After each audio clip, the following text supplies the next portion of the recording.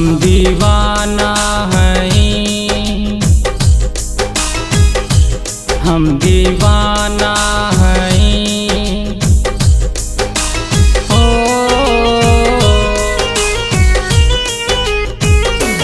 हम दीवाना हैं, हमके पागल कहा, देखा भटकत हैं घर से भागल कहा।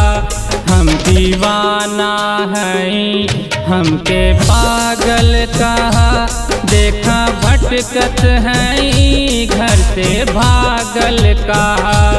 हम दीवाना हैं, हम दीवाना हैं।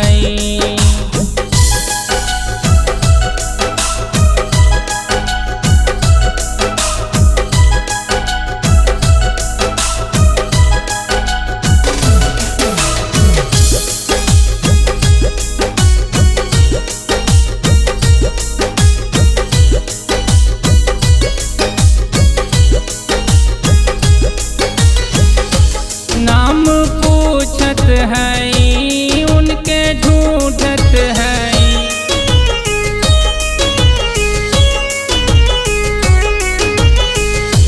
नाम पूछत हैं, उनके ढूंढत हैं। जिनकी चाहत में दिन रात मुवत हैं। खाके पत्थर पहाड़ी तराशत हैं। तैर के नदिया हम रोज आवत हैं। रांझा फरहाद हो, रांझा फरहाद मजनू की नमो आँख से बनके आंसू जो बरसे वो बादल का। हम दीवाना हैं, हमके पागल कहा, देखा भटकत हैं घर से भागल कहा। हम दीवाना हैं, हम दीवाना हैं।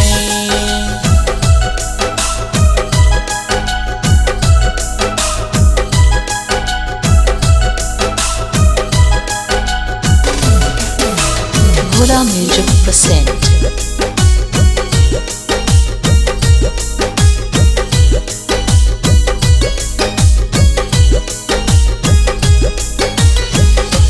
चैन लूटल गइल, सुख भी छीनल गइल।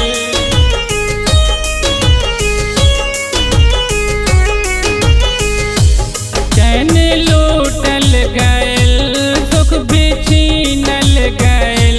का कहीं कितना हमके सतावल गइल। दो दिलों को मिलन से भी रोकल गइल। खूब इनकी तमन्ना के तोड़ल गइल। अब त सहराही हो, अब त सहराही अपन बसेरा बनल। बेसहारा हैं गम के मारल का। हम दीवाना हैं, हमके पागल कहा, देखा भटकत हैं घर से भागल कहा। हम दीवाना हैं, हम दीवाना हैं।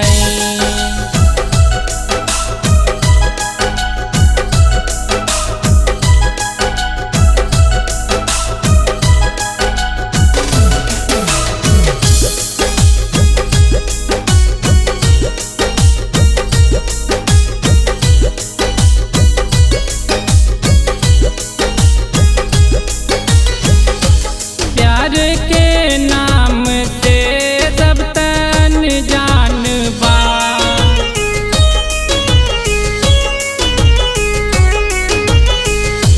प्यार के नाम से सब तन जान बा। का दया का माया नइखे पहचान बा। हिंसा नफरत कहर सुजहर बाबिनल। हाय अफसोस कैसन इंसान बा।